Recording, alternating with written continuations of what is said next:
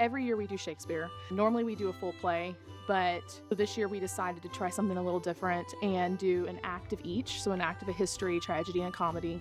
And then when we were thinking about that, we looked at Kentucky Shakespeare, contacted them, we got them to come in, they sent us the ones they were doing, and we aligned our curriculum with that to try to build the kids' engagement a little bit. So you're gonna have kids that are like, I don't like Shakespeare, right? Or maybe it's early and they're like, oh, I have to see a Shakespeare play. But I have kids that were answering questions that don't normally answer English-related questions. So I think seeing it on stage makes them a little bit more engaged and at least can hear it instead of just reading it, which makes it tough. This morning we had a performance from Kentucky Shakespeare, and they performed 3 of Shakespeare's performances. They did Midsummer Night's Dream, Henry IV, and Macbeth.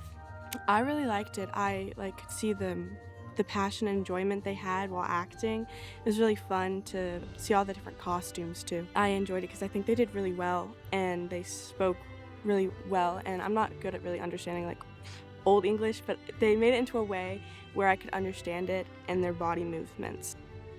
I think Shakespeare's important. I think anything that's survived that long, like 650, 700 years, is important because obviously something's right for it to keep being here. Also, I think that kids can see that just because it happened a long time ago, they had the same problems we do now. And they maybe don't feel so isolated in, their 2024 problems. They see, hey, in 1560 that happened too.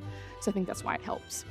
I think it's a great opportunity because some of these kids will never see a live performance. So the fact that they get to see a live performance at school, it's free to them. I love that we're able to bring that to them and that they can have that opportunity here.